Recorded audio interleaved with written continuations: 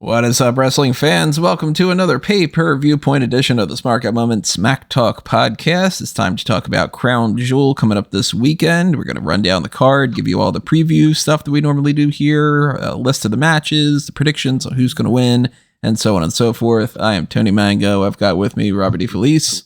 Uncle Howdy, everybody. And I've got Callum Wiggins. Hello there. And I've got some interesting topics to talk about for this one, which we didn't see coming until we started looking up some stuff. So we're going to get into some politics, and we're going to get into all the matches that we're talking about and everything like that. So we want to know what you have to say about these topics, and we, of course, encourage you to drop your thoughts in the comments below. If you are over there on YouTube, then make sure that you do all the good stuff that you normally do for any other YouTube channel that you support. There's that like button, there's a subscribe button, ring that little notification bell. That way, especially that you get email alerts for when we go live for our Pay-Per-Viewpoint post shows and anything else we do in the future. We've gotten some positive responses back from the idea of maybe doing those mock draft things live. I don't know if we would do that on a regular basis live, but it's something that at least with like maybe the randomizers we might do live. Maybe we'll do the regular mock drafts live, but of course like the pay-per-view cards, that doesn't seem like that's necessarily a live type thing, but we're trying to figure out some ways to make that a little bit more fun for you guys. And if you want to join us for any of those, they typically happen in the afternoons, but if you're able to, and you get that little email that says we're going live for something, if maybe you sneak off at work and you put that on or something, then keep that in mind. But also, if you want to help us out on the monetary side of things when it comes to that stuff, be on the lookout for that little join button that's on there on YouTube. And that gives you access to the same tiers as the Patreon. If you go to patreon.com/smarkoutmoment, you'll see all the lists just the same. You got the Darkcast, you got the Pick Your Poison tier. Currently thinking that the Darkcast for this month may or may not be the pay-per-view cards of that mock draft that we did. It's going to kind of depend on some scheduling things. Do we have time to do two things, or do we only have time for one, etc.? But there's also that little thanks button if you just want to be like, hey, this is kind of like a super chat, but I can't join the super chats. So here's $2. Thanks, guys, for this is a great episode of something. All that stuff is great. And also there are Redbubble and TeePublic designs and merchandise options that you can pick up to, pick up something and actually have a tangible thing to hold when you're getting like some t-shirts or stickers or different phone cases and all sorts of things. Redbubble in particular has like a laundry list of just random products, like types of hats that you can get, or you got, A-line dresses that you can take these designs for. Every once in a while, I get a little thing where instead of just a mug or like a hoodie or something, I'll get a notice that somebody bought like a doormat or whatever that has like the cheap pop design on it. And I'm always wondering, like, if you're one of those people, I would love to see like the shower curtain hanging up that says Smark Out Moment. Like, take a picture of it and send it to me, send a tweet or something. I think that'd be great. Maybe with you, not necessarily in it, but it kind of depends. So anything like that, of course, is awesome. We want to thank you for all your support in whatever way that it is. And that includes just listening to this episode. So thank you for being here. So Crown Jewel, let's get into that with our 7 matches that we have currently announced and our segment that we have announced that isn't going to be a match, or it could turn into one, who knows. And in typical fashion, I like to start this off with the question of what's missing from the card.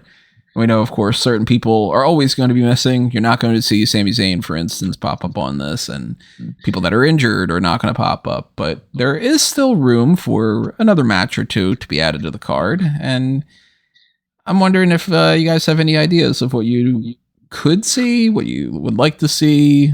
Do you think that we're going to get something in here? Question marks. What do you think? So I have no real interest to see any matches added to the card unless they're going to give Damage Control their tag titles back. But I would like to see some segments, some pre-taped segments of Sami Zayn out and about with Jey Uso trying to make him more Uzi.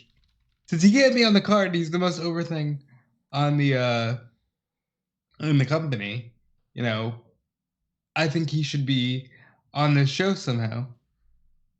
How do you really do that, though? Yeah, but yeah, like I said, just do some pre-tape segments. Well, I probably still wouldn't want to see it.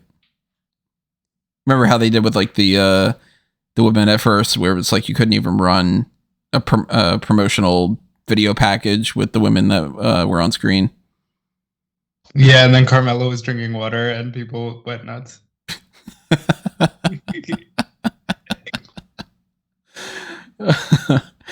Callum, do you think that they are going to add any extra matches to this card? Recent track record in terms of the number of matches they're putting on their premium live events or any indication, then no, probably not. There aren't too many. Typically around about 6 or 7 matches nowadays. And I think that they can kind of get away with it if they, they've got a few things on here that, like, that's the draw, essentially. And I presume they're less inclined to put Mansoir on this card now. Well, it's funny because that is something that's missing from this is the first Triple H Saudi Arabia show. And of course, he's going to do some things differently. Maybe he'll announce that referees have names nowadays, and certain people will be brought back, and certain ideas will be tweaked, and characters will be changed, and all. But there's no way of knowing if this is his idea or just a happenstance thing. This is the first show that we've gotten that doesn't have a gimmick for it. We had the greatest Royal Rumble, the biggest Battle Royal, the Crown Jewel World Cup tournaments. There was the regular World Cup and the tag team one. Yeah. The 2-week mountain trophy, whatever that thing was, that gauntlet match. That was like, what was the point of that? Undertaker won that. Yeah, that's at the last second that happened. And then we got the Queen's Crown and the King of the Ring. So there's been something for every one of these, and this one doesn't have it. Because you can't really say, like, steel cage. Because it's not, like, the biggest steel cage match or, the longest 6-woman tag or, like one of those things. They don't have anything for this card. And I'm very curious, we'll probably almost never know, if that was something like Triple H said, look, these gimmicks are stupid. Nobody really cares for them. It's not really drawing anything. The Saudi Arabia audience is going to be there, and it's a paid show anyway. So if the prince isn't necessarily requesting it, then maybe we just don't put our effort into something that doesn't matter. Because who's really going to be like, I was on the fence about watching this card, but the fact that you said it's the longest gauntlet match and you're going to have 40 people in this gauntlet match, it's kind of face value, And this is the second, I think, event without Mansoor. Pretty sure he wasn't on the last one. And that might have been the first one. But, even the last time we had Elimination Chamber. Nothing on this one. And I don't think that they're going to announce that at the last minute because we already know what happens on SmackDown. So, unless they are planning on some completely random Twitter post that's just like, and by the way, we're throwing a battle royal in there and it's going to be some, everybody that we can possibly get to go there, which is another topic we're going to talk about. I don't think we're going to get any kind of gimmick things, but there could potentially be another match added, maybe. Though the fact that Monday Night Raw happened and most of the matches that I thought could have been added to the card didn't get added, I think we're at this point where this is probably locked in the way that it is. I mean, they've got, what do they got? The first WWE Women's Last Man Standing match? Or Last Woman Standing match? That was dumb. Yeah, but it's, the first time ever, technically, but diminishing returns. Yeah, but that's still something special, and you don't need to cram a phony baloney gauntlet on the card if you don't have to. You win the phony baloney trophy. Yeah. Sponsored by Oscar Myers. Yeah, but we didn't get like Gargano and The Miz or Loomis or... Are you really upset about that, though? I mean, in the grand scheme of things, no. But that match wasn't added, so the fact that they didn't add that on Raw makes me think that they're probably not going to add it, right? Also, Rob, just to correct you there, this is the second WWE Women's Last Man Standing match after Becky and Charlotte Flair at Evolution. Oh, right on. Cool. That's awesome. And I'm totally good with that. I thought that's what they were trying to sell this match on, but if it's not, I'm good with that. If it's at least in the Vince McMahon era, they would have tacked on, well, it's the first last woman standing match in Saudi Arabia. Yeah. Between these two. Yeah, no advancement in the feud for, say, something with Baron Corbin, nothing for Austin Theory here. Edge isn't returning to pop up and just be like, that's one of the draws, is Edge is there. There's no, they could have added a couple different people on here, but. Sure, they could have shoehorned Goldberg on the card, but I think it's good that they didn't. Keep it as basic as possible. Yeah, so that is seemingly like the card that we're getting here, and there's some interesting stuff and some stuff that's really just complete filler and a repeat and crap that we're gonna get into. But one question mark outside of the card, and any additions to that, is if we're gonna have any subtractions to the card, because every time they go to Saudi Arabia, and I'm not too surprised based off of the way that the climate is in this kind of region and all, there seems to be an issue, like right beforehand. Right now, today, this is a thing going on. Around like 1 o'clock or so, this was announced. We're recording this around like 3:40. Saudi Arabia and the United States are on high alert after a warning for an imminent Iranian attack. I don't know too much about it, but intelligence is kind of being announced that something might happen with Tehran wants to distract from local protests. And that's not good, for a multitude of reasons.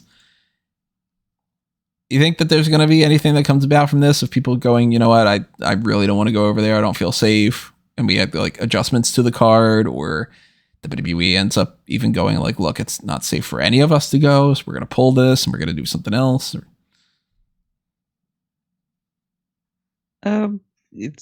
It's kind of hard to predict, and we're kind of not in we're not in the best positions to do it. I wouldn't say kind of. I say definitely we're not. We are completely out of the loop in terms of being able to predict whether this will happen. I would hope that this stuff doesn't happen at all. That's kind of the ideal scenario. I mean, the ideal scenario is that they stop taking this corrupt institution's money and get out of Saudi Arabia for good, but we're kind of well past that point at this point. So I guess the hope is that they keep tabs on what is happening in the region, and even if there is a hint of a possibility that there could be this major attack from Iran on Saudi Arabia and into prominent positions, then they don't risk the well-being of their independent contractors. I'm glad you used that phrase instead of saying their employees or whatever.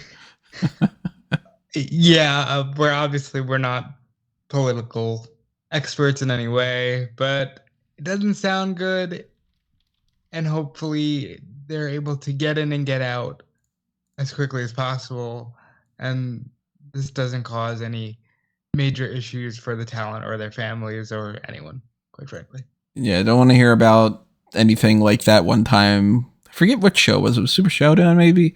Where it was the plane's not allowed to leave for question mark reasons, and it's not a big deal. It's just that we might be completely held hostage here and all. Like that stuff isn't setting a great precedent for that, and I'm surprised that still is a thing where they're like, I'm just gonna re-up this deal and it'll be fine, water under the bridge. I would look at that and go, no. Well, I mean, you say that, but then even more, the people who then leaked a lot of the information about what happened on that plane are actually now willingly going back to Saudi Arabia as part of this show. So Odd. Money talks. It's all true. about money. Everybody's got a price. Mm-hmm. Wise people said that. I mean, it's concerning, and I feel like some of the people that may have leaked that may be people that aren't with the company anymore, but I do also think that Gallows and Anderson were on that plane, or were supposed to be on that plane, so there you go.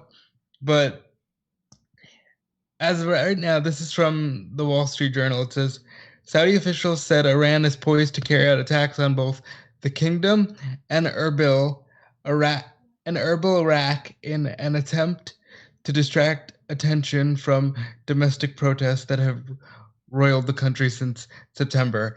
The White House National Security Council said it was concerned about the warnings and ready to respond if Iran actually carried out an attack. Hey, can we go one day without another crisis? When they say they're prepared, they're not planning on actually sending the superstars into battle, are they? I mean, who's stronger than WWE superstars? They're going to do a tribute to the troops type thing where it's like, surprise, surprise, actually the people that we're sending aren't like Ridge Holland and so on and so forth. It's actually John Cena, Hulk Hogan, the Patriot. Oh, you don't need any of those people. You have the monster of all monsters booked on this show. I will say, like, I hope that it definitely isn't the plan, but if it was, I think it's about time we put Hulk Hogan back on some of these shows. I mean, if anybody's gonna save us from Iran, isn't it Hulk Hogan? If it's not him, it's Mr. America. Yes, there you go. Well, when it all comes crashing down and it hurts inside, then we'll find out what happens. But let's talk about this card itself. I've just mentioned one of these names. Ridge Holland and Butch are going to be going against the Usos for the Undisputed WWE Tag Team Championship. This was potentially, seemingly in the mix of like, hey, you know, maybe we could do like a 6-man tag, get Solo Sikoa in there. But Sheamus got married recently, so congrats to Sheamus for that. That's awesome. And that takes him out of it, so it's just a standard tag team championship match instead, which I feel is less interesting. I think if you would have had the belts on the line and Solo Sikoa is involved and they do that kind of rare thing where it's a 6-man tag but the titles are on the line, that would have been, you know, more interesting in my book. But this match will be fine. Maybe good. I don't know. Kind of depends. More so good when Butch is in the ring because he's better.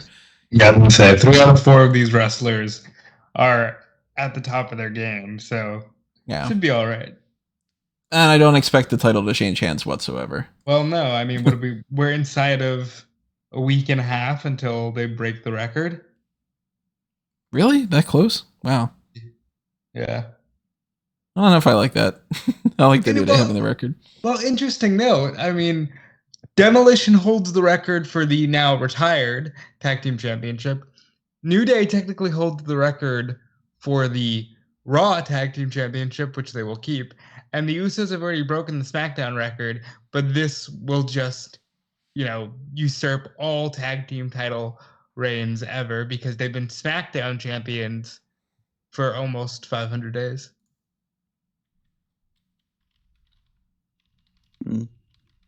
This place needs a tag division. Yeah. At some point, they have to just realize and just go, yeah, we probably, you know, actually need a division here that's not just the Usos and the New Day. But I mean, this match will be fine. That these are two decent teams. I think Ridge Holland is clearly the weakest in-ring performer out of all of them, but he's competent, which is great. The Usos are great. They'll probably have a good match. That they'll be going at about 50% because it's Saudi Arabia. And yeah, the Usos will win, so there's very little jeopardy involved in it. So it's kind of hey-ho, really. Agreed. I'm looking up the tag team title reigns and everything in WWE right now, trying to get like a sense of some of these other ones that had at least come somewhat close, or yeah, maybe they had like you know, somebody individuals and all that. And some of this information I was not actually anticipating. Guess who has the longest like one person combined tag team title reign? Kofi. Yeah, Kofi, I'd imagine. No, funny enough, he doesn't. So if you look under like the SmackDown things, like Kofi and New Day and all that, like, you know, you're talking about the Usos and all. Kofi's got 910, but potentially 912. It's kind of like 910 recognized by WWE. So 9-10, 9-12 for Kofi on the Raw tag team title side. And it's actually Mr. Fuji has 932 days. I guess I can see that, but I just wasn't expecting to go that far back. Yeah, it's very different time back then. Yeah, that you were having year-long plus reigns on the regular. Close to him is Billy Gunn, 916, just slightly above Kofi. Yeah, Billy Gunn makes sense. Like, you want someone who's had multiple partners or multiple long-term tag team reigns. So, yeah, you'd look at him, maybe look at someone like Edge has had multiple ones, I imagine, so he's probably high up there. But then again, a lot of his reigns with Christian were very, very short, so... Yeah, Edge is... Wow, Edge is actually a lot lower than I thought. Well, a lot of his tag title reigns are very, very short. Like, his reign with Mysterio was about 2 weeks. His reign with Hulk Hogan was 2 weeks. All his ones with Christian are usually pretty short because they usually got ended by the Dudleys and the Hardys really pretty quickly soon afterwards. He's only at 385. Yeah, whereas, like, when his reign with Jericho ended after a couple of weeks because he got injured. So yeah, Big Show's right above him, 391. Kane 393. You got people like Sika at 431, of course. And, older time frames stretch longer. And Owen Hart, Bret Hart, Tony Gurria, Johnny Valiant. Yeah, this era of the tag teams is still kind of up in the air. I don't know what they're going to do with like continuing the two different titles, merging them. They don't seem to want to make any kind of real commitment one way or another. They want to keep it as one championship that is two separate title reigns. And I'm really waiting for that to just either officially merge or to officially split. But I don't think we're going to get that until after Mania. So the Usos are currently at 844 days right now. So that is probably not going to ever get broken. Looking at the list of other SmackDown tag team champions, lowest being the Miz and Shane McMahon, 21 days. But they're at least going to keep it a little bit longer because I don't see any way that the Brawling Brutes will end up winning these titles right now. And if they do, it's going to be just for the, hey, they won the titles and then they lose them back, But why do that? Yeah, and like we've said for a long time now, it's not until Mania, we're not seeing the belts leave Roman and we're not seeing the belts leave Usos. Most likely, yeah. So we're all going Brawling Brutes on that front. Let's go to another title that could be up in the air, maybe. I don't know, but I'm going to have the same opinion about it of I don't think it's worth changing just to potentially change it back, which is Bianca Belair defending the Raw Women's Championship against Bayley in a last woman standing match. I know a lot of people, actually, it seems, are approaching this as, oh, Bayley's going to win now. I don't really necessarily feel that way. I think that if they do that, it would be just for the sake of having a title change, and then Bianca just wins it back. And I don't ever really like that for the most part. I think this is kind of more so Bianca should beat Bayley, and then this should all end at War Games, and then we completely move on at that point. Bayley has to win. She has to win. Like, otherwise, what the fuck are you going into War Games for? Like, she's lost. They're losers. They keep losing. Bayley has to win. And I know I said that last month, and I'm saying it again. She has to win. Yeah, this whole feud is a mess. It's really, really bad booking. Because why are Damage Control together? Like, do we know why Bayley? Why is like yeah? Why are Bianca and Alexa and Asuka all buddy together? Like, why is that the other group against them? What do they do, or what is the actual, I don't know, motivations or the camaraderie or the story outside of 3 women beating up each other every single week, or 6 women, 2 pairs of threes beating each other up every single week? We've already seen that Bianca Belair can be up all three of them at once on her own and still retain the championship. So adding a last woman standing stipulation where another stipulation match where all of them can get involved. Only this time they've made the promise that Alexa and Asuka are going to come and help out as well. So even the odds are even more even than they were at Extreme Rules. And so there is very, very little interest in this from my part of things, because even though the matches are good and they traditionally have good matches and Bayley's great and Bianca's great, and so I'm sure the match itself in a vacuum will be fun, I just don't care. There's no substance to it. Yeah, it's completely vacuous, empty and boring, which pretty much makes up 99% of Triple H's booking.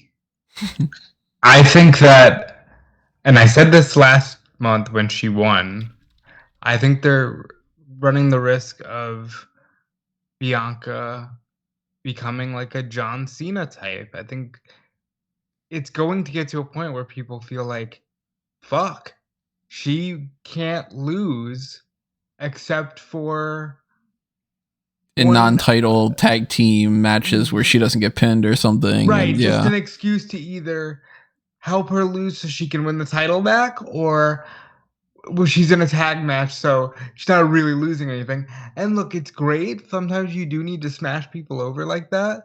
But at the same time, you're running that risk of, oh no, people are going to get really sick of her really quickly.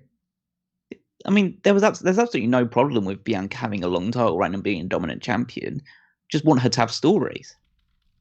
Don't want it to just be a case of, okay, this is the challenger. We fight for a couple of months and then it's over. And I don't think she's progressed as a character or evolved since the feud with Becky ended. At least with Becky, she had a rival alongside her that was kind of, they were very interconnected and they were doing a lot of stuff together and playing off each other very well. Whereas now that she's moved on from that and Becky's no longer in the picture, she's now just, just the standard babyface champion fighting heel challenger. No substance, nothing different, nothing unique. Not even anything that's even vaguely, not even the bare minimum of character development or real, what the seeds of the conflict, other than the fact that Bayley showed up and started attacking, and so Bianca had to respond. Sometimes you have matches like that, but that shouldn't be the basis of a 2 to 3 month feud over the women's championship. I had said before that I think that this is kind of one of the biggest issues that's going on right now, is that none of this whole lineup of pay-per-views really felt like it needed to be a lineup of pay-per-views, where it's like, okay, this is a holdover thing, and if you could merge Extreme Rules and Crown Jewel and Survivor Series into only 2 pay-per-views over a little bit of a less of a stretch of time, I think that they would have been stronger cards. And I think that this match is kind of indicative of that, because maybe they would have gone with Bayley wins the title at Extreme Rules and then they have the War Games match and then Bianca wins back. Or maybe it's not having this extra match makes that a little bit easier, because it's kind of, you can do the Extreme Rules match and then you do the War Games match and that's the end of it. I ultimately think Bianca Belair is going into WrestleMania as champion, not Bayley.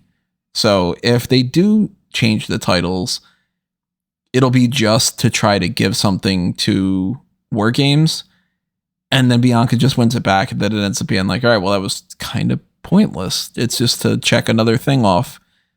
The Bayley gets another title win, Bianca gets another title win, and you're essentially using the championship as a prop just for the one War Games match to go, see, because Bayley's got that belt now.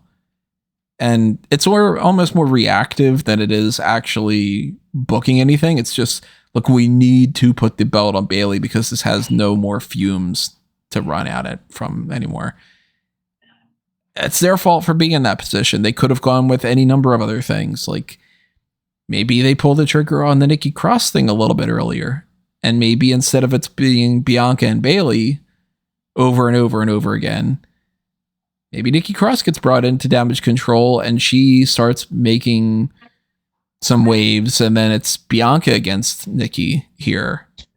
And that's in a last woman standing match, because that's kind of like, all right, she's crazy and who knows what she would do. And it's somebody else challenging for the title and it's in jeopardy now. Kind of Look, going. I mean, at the end of the day, for me, I just feel like there's nothing necessarily wrong with Bianca dropping it quickly and getting it back at the Royal Rumble. These are the kinds of things that they did all the time in the Attitude Era, but I just feel like if they don't have her win here, it's just going to feel like, okay, so Bayley's back to not being able to win. And it is what it is, because we're just going to carry on with Bianca. I'm going to stick to my guns and say that Bianca still retains here, but there's a part of me that thinks maybe there's something that they have in mind. Like, maybe they are planning on doing like, I mean, it kind of depends, because this is a Saudi Arabian show. So, the women are very much on this kind of, you have to have everything covered. And, maybe there's not necessarily too many women that appear and all that. So that might be a factor too. But maybe they plan on having Bayley backed up by Damage Control and Nikki. And then you got Bianca and Alexa and Asuka. But at the same time, that's not an even playing field. Maybe even somebody like Rhea will pop up and kind of be like, okay, now that's one extra person and she's holding back Bianca. She costs her the title. Bayley wins that back. We do the whole War Games thing set up at this point. I don't know. I could see a scenario where Bayley wins the belt. I just don't think that giving Bayley the championship mostly for the sake of War Games, because I really can't see her holding that title going into Mania. It's not the type of booking strategy that I would do. So I'm at least holding out some hope that they won't do that. Lost the belt, picked it back up kind of booking philosophy. Unless they're thinking, hey, let's go with Bayley Charlotte at Mania.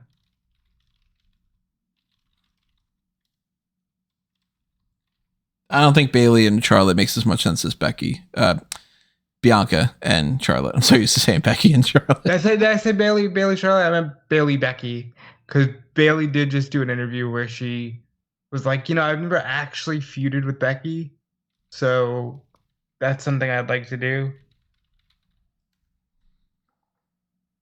I'm going Bianca retaining here, but if I'm wrong, I'm not shocked. If you have to pick, who are you going with? I'm going Bayley. Hoping Bianca. that they do that. Bianca retains on, I think, just because I just don't see them changing the title on a Saudi show. Just like on principle?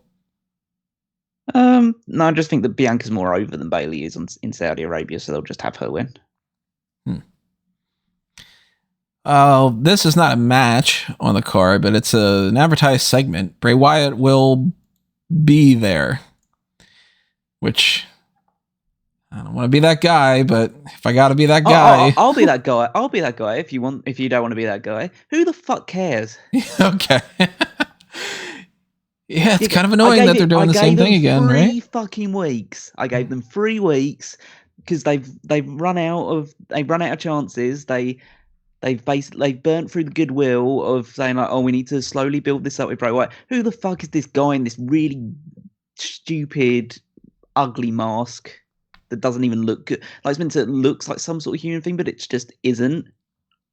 Just this creepy. I'm sick of the creepy Hammer horror bullshit. Doesn't do anything for me. And if you do like it and you do enjoy all the Bray Wyatt creepy pasta bullshit, then you're more than welcome to it. But I'm done. I'm done with this already. Can't win me back. I don't care what Bray Wyatt has to say on this show. Offshoot tangent. If you had to pick, what's the creepiest pasta? Talking like fusilli or drop a comment below. What's the creepiest pasta? You a little bit. It's spaghetti. Ah, there you go. There we go. Amazing. I'm a big fan of what is happening here. Now I want to hear even more puns. Somebody got something when it comes to like tortellini or manicotti or something. I want to hear them in the comments. Tortellini? There you go. I'm mad at myself that I can't think of any right now. So, not to be that guy as well, but yeah, this the promos are fine, but at this point, I'd be more interested if this was going to lead to a movie. I have no idea how you get this in a wrestling ring. I have no idea how you tie it all together. I think we're at a point where Bray Wyatt, the lore of Bray Wyatt is casting too much of a shadow over what will actually be delivered. And I'm like already really over the promos and also concerned at where you go from here. Because how do you get this in a ring?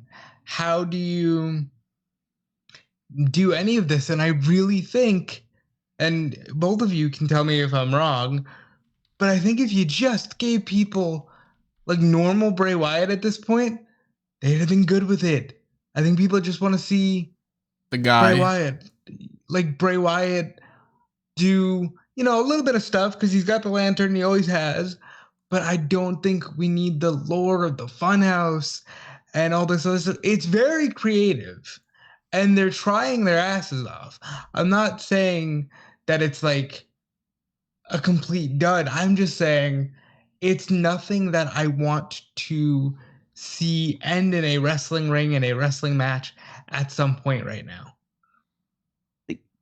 I don't think that the majority of people that are interested in Bray Wyatt think like that. I think they do like the spooky bullshit and they like the, I don't want to say meandering promos, but they like the sense of mystery and intrigue that those segments kind of inspire in people. I'm just saying from a personal standpoint, I'm completely over it. And it's just, it does absolutely nothing for me. And like literally at the moment, the only thing that really, again, we're just going to come across in a lot of the segments here. The only thing that actually interests me at all in WWE right now is the Bloodline segments because Sami Zayn is great. He's so and that's good. kind of, yeah. And that, like, you can, like, I would literally watch an entire episode of SmackDown just of those segments and just hook it up. And it's just, that's like one of the best things going in wrestling right now. But everything else is either boring or stuff like this where I'm just, yeah, it's, you had your opportunity to say, okay, show me you're going to do something different with Bray Wyatt or make it interesting straight away or give me an immediate hook to, then I can say, okay, I'm interested in what you're doing. Now you can maybe spread it out a little bit more and spread it a bit further. But you haven't given me that instant hook other than the fact that he's here now. And yeah, and that's a character that's always announced, I'm here. So it's like, yeah, all right, that's something different either.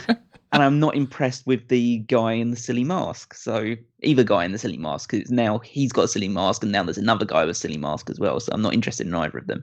So do you think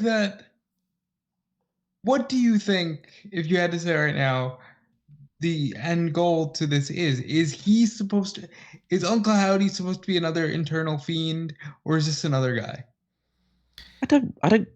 I know you don't care. I know. So it's hard for me to like come up with a rationalization for it because fundamentally, the thing about Bray Wyatt, which makes him both intriguing and infuriating, is the fact that he could come up with any bullshit in his head that he thinks is going to be really cool and interesting and dynamic, and we'll just have to go on with it. And at the end of the day, it might be cool and interesting, and might be something that's completely avant-garde and new and different, or it might just be more spooky bullshit. And either way, I don't want to think about it anymore. I just want him away, and I'm happy.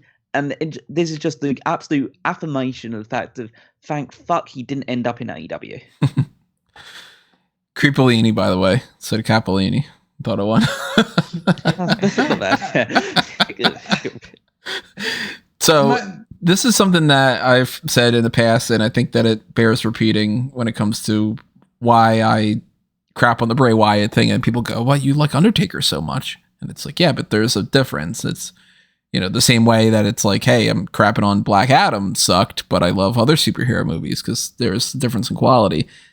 I think the big differentiating factor between those two types of characters is Undertaker would cut a promo about somebody and what he's going to do, and it would lead to something.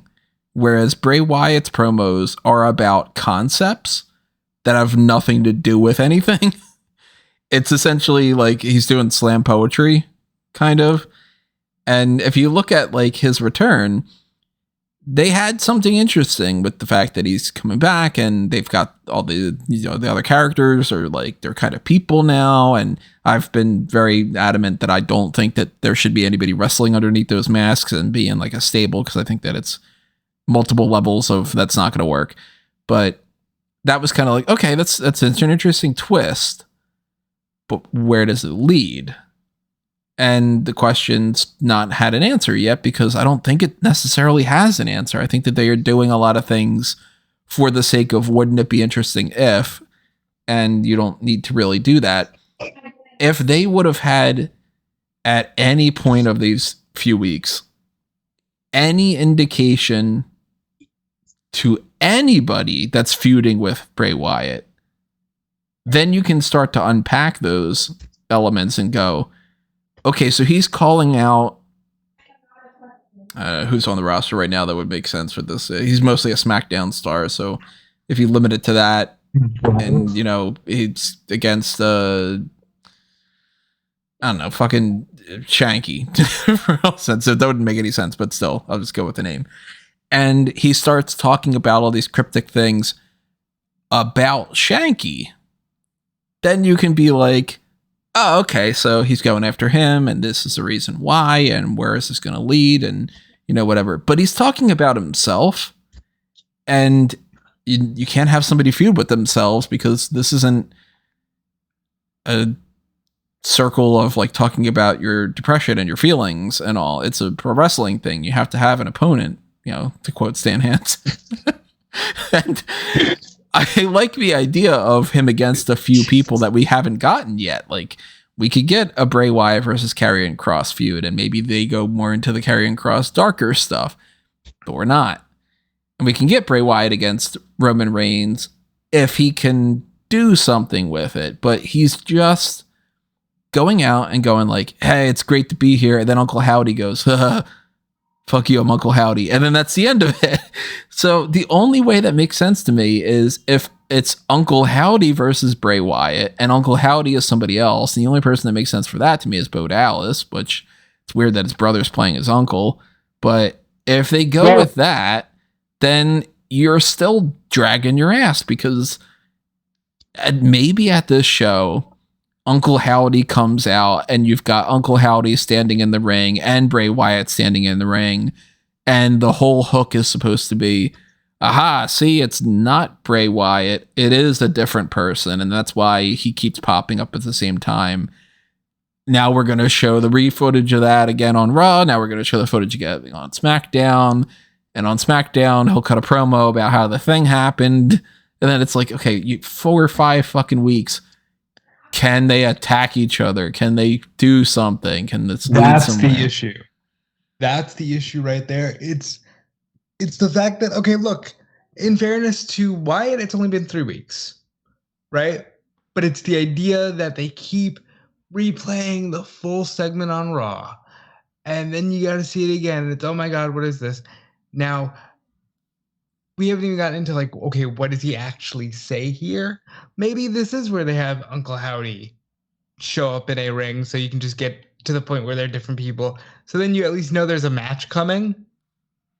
But if it is just the internal demon of Bray Wyatt coming out again, then what do you do with that? He can't have a match with himself. Right. Like, he needs they need to have it be a different person, and not even just like, okay, it's a different body, but he's having a match with himself. No, it needs to be a fully different person.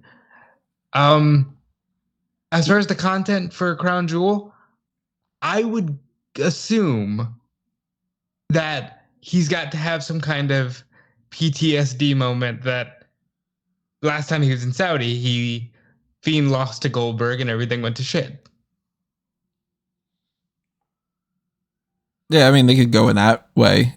And that could be like even incorporated with the Uncle Howdy thing. Like maybe Bray Wyatt comes out, says it's nice to be here.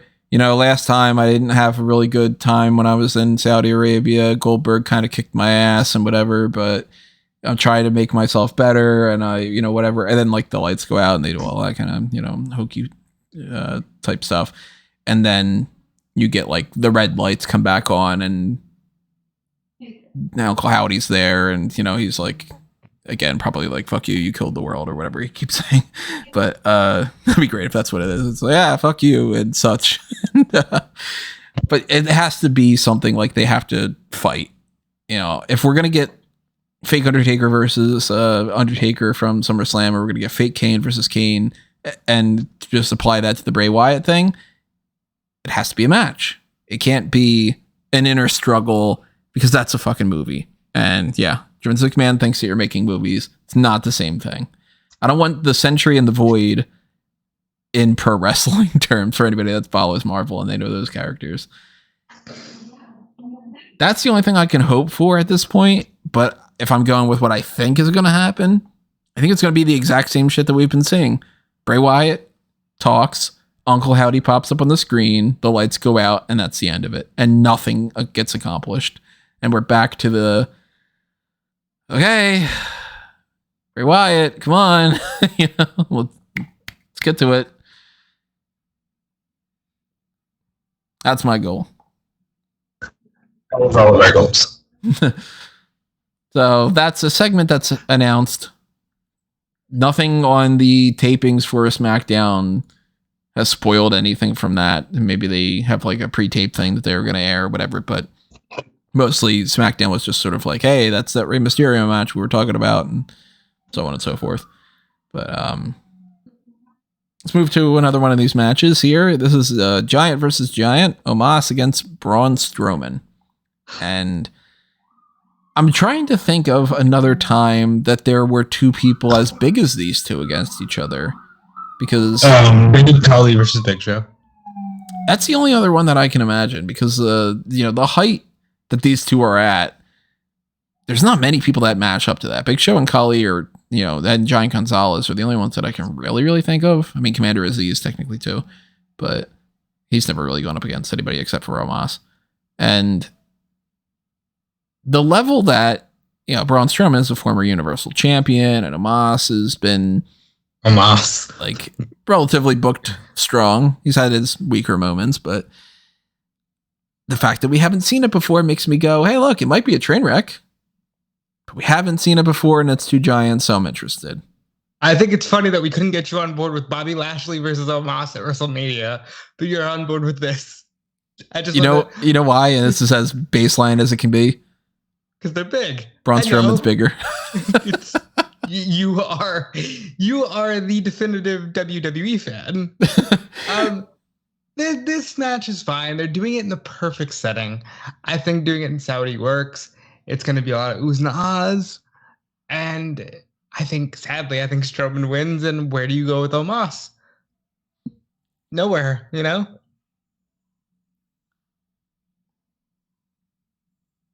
Two, like one slightly decent and one crappy big guy wrestler are going to have a somewhere range between a halfway decent and utterly terrible wrestling match. And I have no interest in seeing it. What do you think the spot is of the match? Shoulder block. I think. What if that's all it is? It's just the series of shoulder blocks. It'll probably be the shooting star press. Okay. No, I think the spot is that they're both gonna, step up to each other for a while, and then they're going to run at each other with shoulder blocks, and they're both going to stand there for a little while, and then one of them's going to knock the other one down with a shoulder block, and everyone's going to go crazy. And then, they're going to do really plodding wrestling moves and holds for 3 minutes or so, and then Omos is going to find his way on the outside of the ring, and Braun Strowman's going to run at him, because that's all that Braun Strowman does, is run at people. And then eventually Omos is going to hit a big slam, and Braun Strowman will kick out, and then Braun Strowman will hit a big slam, and Omos will be pinned, and then it's over. That's probably almost exactly how this is going to play out. I'm thinking one more. The one who's going to do the knockdown. Omos is going to knock down Strowman with the feats of shoulder block strength. So that way, when Strowman does the run around the ring, that's when he knocks Omos down, and they go, okay, now it's an even. I wish they were still using the train sound, because then you could say he got ahead of steam, and you could do the chugga chugga. I mean, I tell you, you're saying like we've never seen this match before. I feel like I've seen this match 1,000,000 times over, just with slightly different big men. Oh, that's true. No denying that. Yeah. So it doesn't appeal to me that it's just two different big men that I'm seeing fight. It's like I'm done with giant. I mean, some people really like giant versus giant, and at the end of the day, if you do, then more power to you. It's not for me, and so this match is not for me either. That's why I said I think they're doing it at the right show, because this definitely appeals to an audience that likes this larger than life atmosphere, and I think at the end of the day, there are a huge number of people that just like to see giants collide, and so it has an appeal. So I'm not saying that they're wrong for doing this match.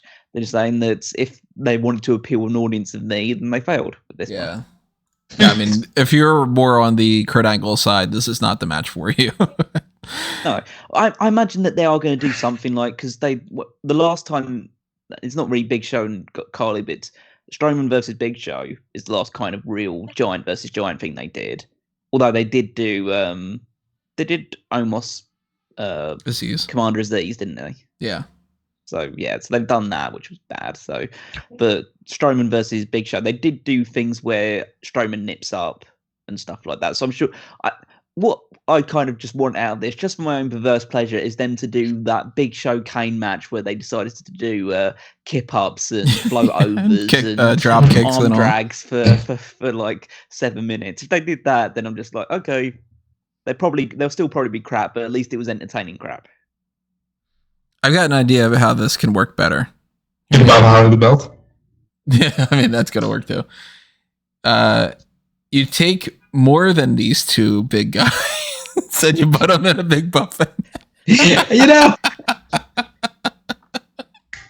All right, I'm gonna move us along here, because for a show that we all don't really seem all that enthused about, we are spending a lot of time on it. Braun Strowman wins all the way around, right? I'm going Strowman as well. I hope that that's the case, because I can see more in them doing like Braun Strowman against Karrion Kross and Braun Strowman against Bray Wyatt or whoever they want to go with next. I hope that's not the case.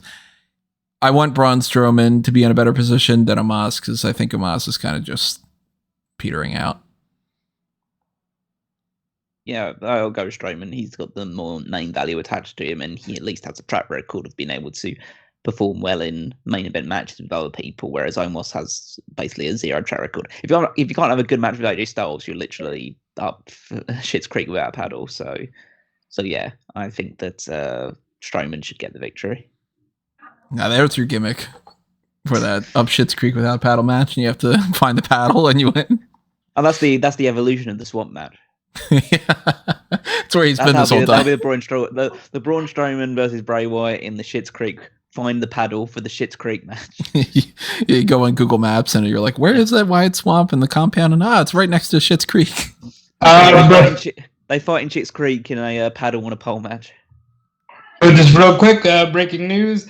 They did, in fact, add the women's tag team title rematch to this card. Okay. Did that just get announced? That went up on Fightful 6 minutes ago. Huh. I'll double check Twitter just to be safe, but I assume... they announced it around 4:13. I mean, Fightful fairly trustworthy, right? Yeah. Rob? I think so. Yeah, that is kind of like all right, if you're gonna add something to there, you're not really enticing me all that much. Like, if the belts change hands again, it's just gotcha, another one of those, hot potatoes. And if they don't, well, then why am I watching the rematch from Monday Night Raw? Yeah, they announced it. They have 31 minutes ago from WWE's Twitter, so WWE.com. I guess I figure if they're going to be there to have the whole like brawl. Well, Alexa's super over in Saudi Arabia as well. Like she was like the biggest star in that the match at Elimination Chamber they had. So I think that I mean really, who cares? I know it's kind of my terminology throughout the entire thing, but it doesn't really matter who's holding the titles, because if it's all leading to War Games anyway, it doesn't really matter which one of the two teams is holding the tag titles at any point. They could trade titles every single week. Yeah, they could trade titles every single week between now and War Games. It doesn't really matter. Yeah. Shout out to Asuka for being the first woman to have 3 title reigns with 3 different partners, by the way. Oh, yeah. Kyrie and Charlotte, Charlotte Alexa. Yeah, and Alexa's a 3-time champion now as well. So it's almost like those belts still are kind of pointless, huh? They're not doing all that great. Nope. For anybody who says that the Triple H regime doesn't get any kind of flack or something, that same criticism. If it sucks, it sucks. Good things are good, bad things are bad.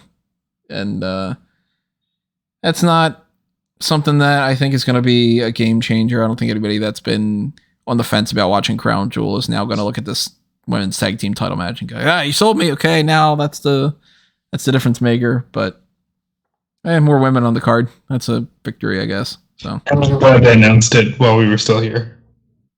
Yeah, instead of waiting until 20 minutes ago later from we're done. I'm going to go with the... You know what? No, I'm going to go with the belts changing hands. Yeah, I'm going with Damage Control leaves Saudi Arabia with the titles. Yeah, I could see them doing that to counterbalance the Bianca Belair thing. Maybe they could do some sort... That match should happen before the Raw Women's title match, and then you just have all 6 women brawl, because that's all they do. So... I'll have to add that all across the board. I hate when they do that. I got to be like, I got to add like 9 predictions things now. But, whatever. We got a steel cage match here. Drew McIntyre against Karrion Kross. Normally, the steel cage is supposed to be there to keep somebody out from interfering, like how Scarlett interfered at the Extreme Rules event. And normally, that ends up being like more of a detriment, because then they spend so much time worried about how the person's trying to get in, and then the person's able to capitalize, and then they do something anyway. And, they climb over the cage, or the cage door just happens to be open and then they can come through or whatever. But I actually think that right now I'm leaning more towards Drew McIntyre winning. I think that at the very least it makes sense to me to have him win, so that way he can be one of the stronger people that can lead into that War Games match. But if he's not involved in that, then maybe they just go with Karrion Kross for the sake of getting some strong victories over McIntyre and kind of reestablishing himself. I don't know. I'm going McIntyre, and this is kind of... It'd be fine. Nothing special. Fine is probably an overstatement. Like, their match at Extreme Rules was so dull. It was so, like, milquetoast. Like, as vanilla as it gets. And I know that Drew McIntyre can have great matches, so and it has been the case for a while, it all seems to boil down to the fact that Karrion Kross he's not very good. He's not very good in the ring. Like, he has a presence about him, and he has a look about him, which makes you feel like he should be a lot better than he is. He should be pushed towards main event. And then he does these matches, and there's absolutely nothing to them. And I imagine that this will be pretty much the same way. It'll be 2 big guys throwing each other around a cage for a little while. And if they have any sense, they should just have Drew McIntyre win and move on, really. Because there is a place for Karrion Kross, and I'm sure there are other people he can feud with. He's just not on McIntyre's level as like someone who can both have the presence and the look of a main eventer and then also deliver in terms of quality matches and promos. Kross just isn't that as much as Triple H seemingly wants him to be. So I would have Drew McIntyre win, and I hope that's the decision they take, because that'll be my prediction. If the Neville level is 77, what is the Drew McIntyre level? 58. High 80s. I mean, yeah, it's probably high 80s. Yeah, it's probably high 80s. I'd say. I'd say he could be bordering on 90. Kross is down in the, I'd say 50s. For anybody who's wondering, one of the reasons why I tend not to do superstar scores for people that are still active, because they can like add or detract from things. But if we ever do a Pac/Neville superstar scores, it's just going to be 77. We're not going to fucking go and avoid the joke. It's just going to be, how do we balance out to 77 on that one? So. What are your thoughts on this, Rob? You got a Kross, you got McIntyre. Who do you think's winning? I think if McIntyre wins, you got to do another match, because they'll be even Steven. And then I don't really have an interest in seeing a third match. This is a nice gimmick match for Saudi Arabia. This crowd's gonna love it. McIntyre should win, because babyfaces should win big matches like this. I do think McIntyre will move on, because I think McIntyre will focus all of his energy on War Games. And Kross will not be in War Games. There are still a handful of people that could be on either of these War Games teams. The only one being, out of the 4 that we're going to get, the Bloodline's pretty much just, I guess, Bloodline. But, like, there's the Damage Control and Nikki, and question for maybe Rhea. Maybe the spot goes to somebody else. I don't know. There's, like, hey, it's Alexa and Asuka and Bianca, and for a little bit, some other people like Aaliyah and Raquel and Shotzi have been a part of that. So you got your people that you can pick from, and Candice is another one that could be in that. So more than 5 for that. And for the anti-Bloodline crew, Kevin Owens seems like he should be a lock. Drew McIntyre makes a lot of sense. He's feuded with them for a while. But the Brawling Brutes are there, and I don't know, they got to do the Brawling Brutes and 2 other people. Maybe they're going to go with Matt Riddle. Maybe they're going to go with somebody else. I don't know. But there's a chance that maybe Drew McIntyre is not involved in that. And maybe they do have other plans for like some other supplemental matches at Survivor Series that are not Raw versus SmackDown. Or, I mean, maybe they are even still going to do a Raw versus SmackDown thing. They still haven't said that that's not happening, just that it's not going to be like the focal point. And maybe we get like a Survivor Series tag team elimination thing and the War Games things or something. But if you're going to have Drew McIntyre be one of the frontline people going up against the Bloodline, if he loses this feud with Karrion Kross, I think that just kind of makes him a little bit less worthwhile to be on that team. He's still Drew McIntyre, so it's, it is what it is. But hell, maybe they're not even going to do the Bloodline. Maybe it's going to be more of the Judgment Day and such, because... Man, come on. You never know. Don't even waste your energy on that. You never know. They've done weird things at Survivor Series in the past. This is the first time we're going to get War Games instead of the Raw and SmackDown stuff for the past 5 years. But that's another matches on the card. OC against Judgment Day. Rhea Ripley may or may not pop up. And if she does, I think that we're going to get Raquel popping up to kind of balance out the scales. But yeah, Karl Anderson, you got Luke Gallows. Karl Anderson's not going to be wrestling for New Japan instead. And AJ Styles against your guys over from the Judgment Day, Dominik, Mysterio, Damian Priest, and Finn Balor. And nothing is on the line and nothing matters. So really, you can flip a coin and it's going to change absolutely nothing with this feud, because they're just going to continue to feud. So the OC wins because. I don't think we get Rhea beating up men. Just a shot. What was that? You were kind of garbled. I don't think we get Rhea Ripley beating up any guys on this one. Probably not. Just a shot in the dark. But I think that Judgment Day wins just because they don't want to seem to give anything to the OC, even though the OC are kind of over in Saudi because they win things like the gauntlets and the trophies and all that. So maybe they do give it to the OC. Yeah, I think that, well, the traditional pattern, it was broken a little bit in Extreme Rules, but the traditional pattern for the Judgment Day is that they win most of the matches on Raw and then they lose the pay-per-view. So I can see that pattern continuing because they might just want to have the OC, the baby faces get the victory. You doesn't really lose anything because Judgment Day have beaten like Karl Anderson pretty much every single week on repeat, it feels like, since they showed up back on Raw. So they won't lose anything by suffering a defeat here. You could, as I say, either have Raquel Gonzalez or whoever this equalizer is they've got for Rhea Ripley to show up and take her out of the equation. So that will allow the OC to get the victory.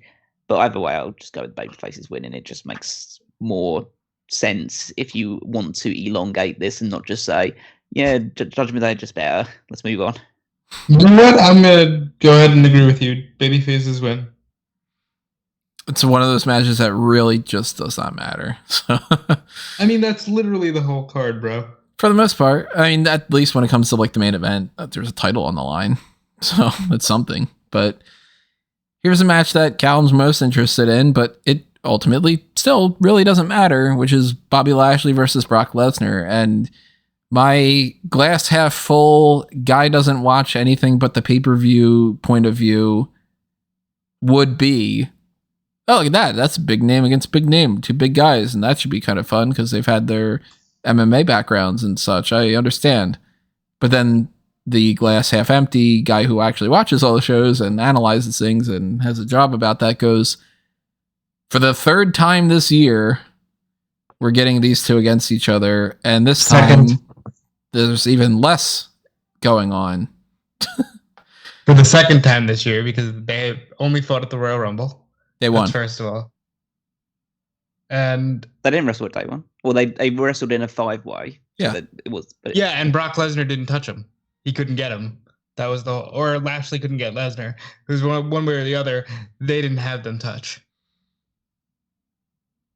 I still feel like you don't have a belt on the line. There's no number one contender spot. There's no gimmick. There's no stipulation. If Lashley wins, they'll probably drag this out and do another thing for the sake of it anyway, just because Lesnar probably is going to get the ultimate win. And if Lesnar wins, then it's probably the end of it. And they were just going, how about those two? I really if Lesnar wins, they're 1-1.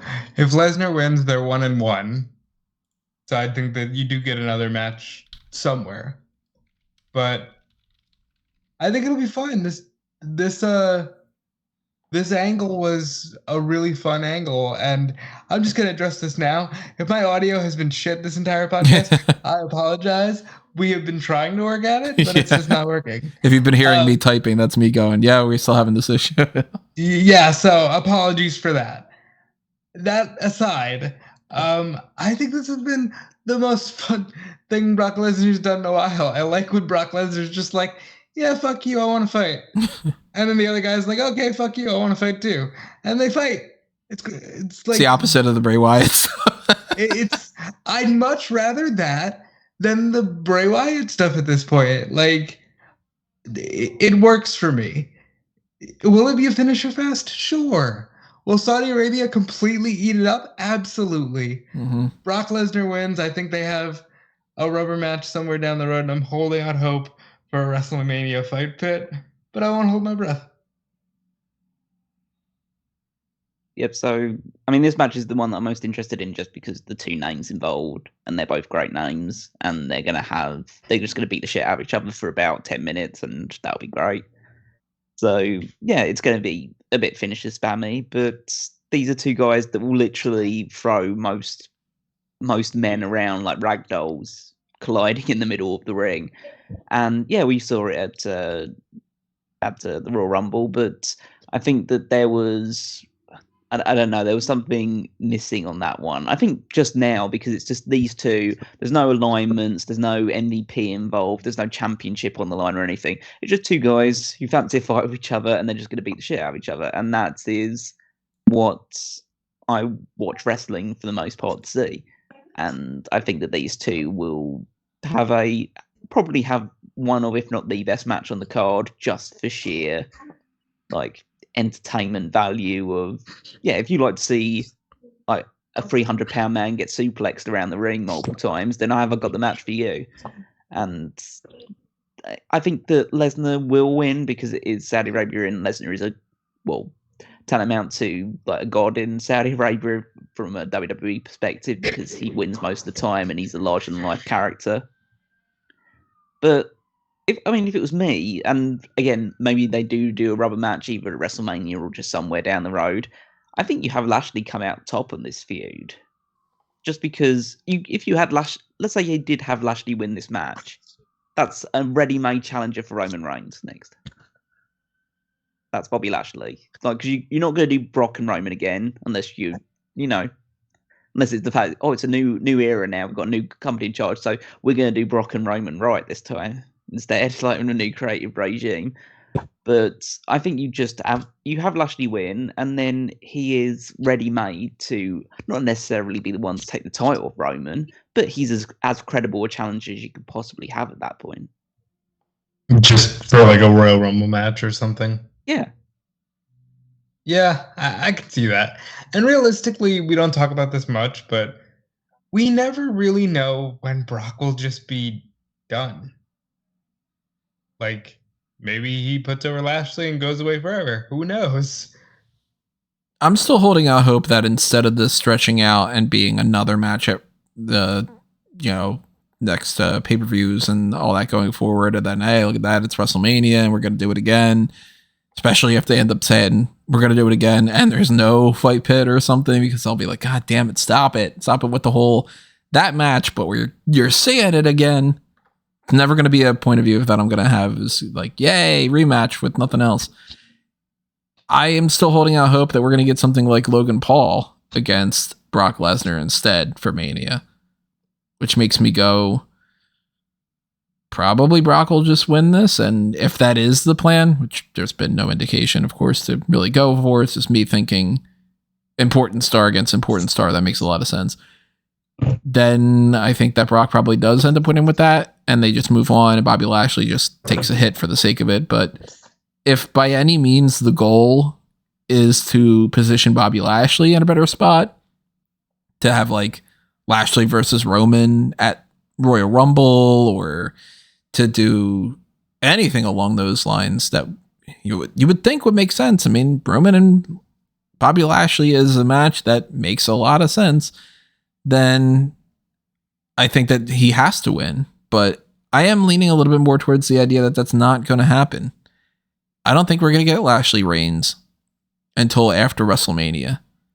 So if you've got, War Games is coming up, and that's going to book up Roman for a while, and there's nothing in December, and you don't have day one. Realistically, we're looking at Roman Reigns is going to pop up every 3 to 4 weeks, because he only really ever shows up once every 2-3 weeks or so. And then the War Games match is a thing. There's no title on the line there. The Royal Rumble, he'll probably defend the belt. And I think it might be against Sami Zayn. I think Sami Zayn for Chamber in Montreal. Could be Chamber. Oh, yeah, it's in Montreal. That's true. Yeah, maybe they do that. But you could get away with having the Elimination Chamber where Roman's up against multiple people there. And it could be Sami Zayn at Royal Rumble, and then it's, Sami Zayn is in the Elimination Chamber with Roman and with whoever 4 other people, probably Drew McIntyre, maybe somebody like Karrion Kross, and et cetera, et cetera. But that's kind of where I'm thinking now. And I'm like, okay, Brock probably comes back to win a match. And that's probably in his contract a little bit. Like, well, I'm not going to come back just to lose for the sake of it. What the fuck, So I'm going Brock Lesnar winning this match. And knock on wood, they've got a better idea when it comes to Mania instead of just these two again. I'll go Brock to get the victory as well. Even if though I would prefer it to be Lashley, and you start building him up immediately for Roman for a match either at Survivor Series or Royal Rumble. I think that the likelihood is Brock gets the win here, and then you've got a reason to do another match between these two down the road. I'm going Rock as well because I think there will be a rubber match. All right, and I already said basically what I think is going to happen when it comes to this, but the main event is the undisputed WWE Universal Championship match between Roman Reigns and his challenger Logan Paul. I cannot, under any circumstances, see Logan Paul winning this belt, especially to derail this big push that Roman Reigns is on. I think the match will be kind of fun, actually, and it's not going to be great, but it'll be probably a fun segment, and it ends with Roman Reigns retaining. I don't like that this entire match is leading up to one punch. It's just leading up to a spot where Logan Paul actually gets like a solid right in on Roman, stays down for the 2.9 count, and then Roman probably gets up and smashes him. It'll be fine, but God, do I wish we were doing anything else. No, I'm serious. Roman Reigns finally turns heel during the thick of the pandemic. And even though he's had good matches along the way, all anyone's going to remember about the last 2 years, probably 2.5, getting up to WrestleMania with hopefully The Rock. Because, by the way, even though we're all assuming, that's not set in stone yet. So all anyone's going to remember is, haha, wasn't Sami Zayn great during that time? And yes, the segments are good, but I still feel like it's at the detriment of not having a champion on half of the programming. And I'm just getting to the point where I'm like, oh, fuck. If you have him beat Rock, who beats him? And then if you don't have him beat Rock, oh my God, you're telling me the only person capable of doing anything is The Rock? Where do we go from there? So I'm not super enthusiastic going into this. So Roman at this point has become the most interesting that he's been for a while for me. And it's all thanks to Sami Zayn. Mm-hmm. And it's gotten to the point where I mean, obviously you don't do this because you want to make money. But if it was just a pure creative endeavor, my recommendation would be, scrap any plans you had with The Rock. Sami Zayn is beating Roman for the title at WrestleMania. That is the story. That is the inbuilt story. You finally have a challenger that can't match Roman physically, but in terms of just crowd support and getting people invested, Sami Zayn, as has been the case for ever since he joined NXT all those years ago, is the perfect underdog babyface to take down Roman Reigns. So that's the story. If you want to have Rock, like him beat The Rock at WrestleMania, that's totally fine, and then have Sami Zayn win it like the following month, then by all means. But he's the guy. He's the guy to beat Roman for the title. This Logan Paul definitely isn't. And despite the fact that I have conceded and will continue to concede the fact that Logan Paul is kind of ready-made to be a WWE superstar. Like, he has everything that he needs, really, to be he's already got an inbuilt following. He's very capable in the ring. He's got good mannerisms. He's a heel, but, he'll make it work. Realistically, this is a good crowd to put him in front of because they probably don't know who he is or don't know as well who he is. And so we'll just treat him as the babyface, or they'll just treat Roman as a babyface and they'll just have fun with it. But the whole story, as Rob said, is revolving around, at one point, Logan Paul is going to punch Roman Reigns and get a 2 count off of it. Mm. And that's kind of, it's fine. Like, the whole story is built around the fact that Roman isn't taking Logan Paul seriously because he's had 2 matches. And realistically, he shouldn't take Logan Paul seriously because he's had 2 matches. But they're going to feed that into the fact that he's going to get one lucky shot in on Roman, and that will throw him off a little bit, and so Roman will have to just pick it back up, Superman punch him and spear him, and this will probably all be wrapped up in about 7 or 8 minutes and be one of the easiest paydays Roman Reigns has ever got. Whole thing for that matter. Oh yeah, for Logan Paul definitely as well. I'm sure Logan's had to work harder for paydays than this before. So, but yeah, it's a name at the very least. It's a name taking on Roman Reigns. It's not a name that's in any way credible from a wrestling standpoint, but in terms of just actual following, then if that's what you want, then that's what you get in this match. So stay tuned for. I mean, realistically, stay tuned for WrestleMania when you have both Paul brothers probably winning the tag team titles. I'm still hoping it's Kevin Owens and Sami Zayn, but I would not going to win the world titles. Well, I mean, if you were booking that way, then yeah. So let's talk about that real quick, because I was thinking myself, as I was saying, that I realized, this entire Roman run, peak Roman, is going to be remembered for these Sami Zayn segments were iconic. And if this was another time, and if, quite frankly, if there was another belt, I would have Sami Zayn beat Roman Reigns, because we've seen the Yes Movement, we've seen Kofi Mania. You can do this. Can you have him be the one and only champion in WWE? Probably not. And I think that's the one thing holding them back. But I do think that there is a world where they could just go, hey, fuck it. Let's go with Sami. I wouldn't be against it. I wouldn't be against it. Sami Zayn's great, but I don't think it's going to end up happening. And no, probably think not. But we can dream. Yeah, I think at the very least we are all going Roman Reigns retains here. Oh yeah, absolutely. Yeah, the crown jewel is just he's just gonna walk in, punch his ticket and walk out pretty much. The only way I could see Logan Paul winning is if they were desperate to be like, you see, we're doing title changes for the sake of title changes, and that's not necessarily what you want in your company. But that's that. So, of course, we will figure out a lot of this stuff when the time comes, and we get to this on, in a couple days when we get into Saturday afternoon. I'm forgetting exactly when it starts. I think it's 11, but we'll be doing our live coverage on smarkoutmoment.com. We'll be having the post show immediately afterwards, so make sure that you are subscribed to the YouTube channel and you have those email alerts set up and everything like that. That way you get the message that we are up on there. Then you can tune in and listen to our immediate thoughts afterward. If we're like, oh my God, this is terrible, or oh, this is great, or whatever it might be.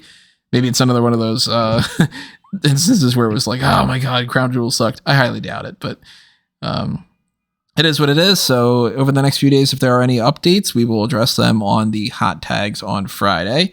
And there will be updates on smarkoutmoment.com. I'll have all my stuff on EWN and BR up there, so follow them. Make sure that you are going to smarkoutmoment.com and checking out all the Facebook, Twitter, and such at smarkoutmoment.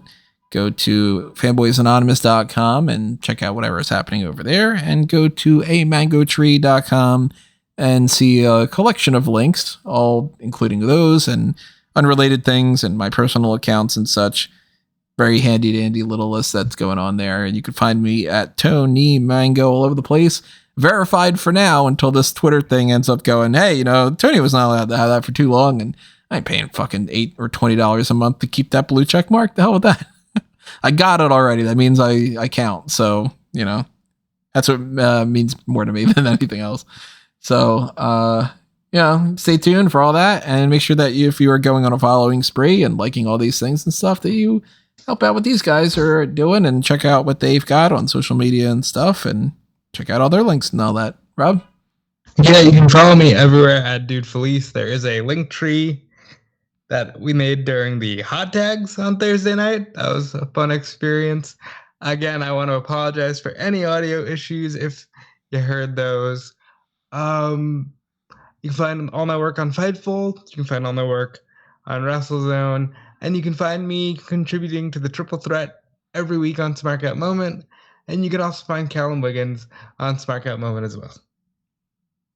Yep, so over on Smark Out Moment, you can check out the Power Rankings every single week on Saturday, typically, where I rank the top 10 members of the WWE roster according to their recent win-loss records. Any kayfabe aspect of it is purely kayfabe on that standpoint. So imagine Alexa Bliss and Asuka to shoot up with their tag team title win, and then potentially lose it next week when they drop the titles at Crown Jewel. But we'll see how that goes. And that also, their title wins will also have had an impact on the fantasy league, where we're also tracking the points scored for every single superstar that we drafted and seeing who ends up on top at the end of the year. At the moment, yeah, say Tony's picking up, and of course that these predictions will contribute to that as well, because whoever gets the prediction contest correct will get to influence or enhance the performance of their own team, or do something to the detriment of one of their opponent's teams. So we'll see how that goes. You can follow me on Twitter at WeekBlaster14, and that's it for me.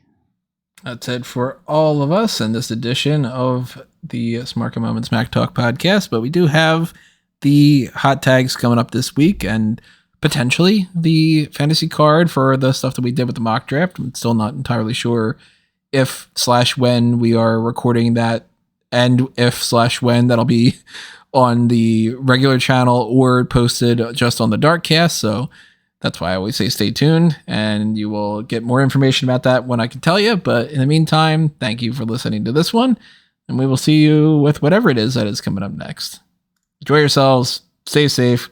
This has been another Smark Out moment, and we're being counted out.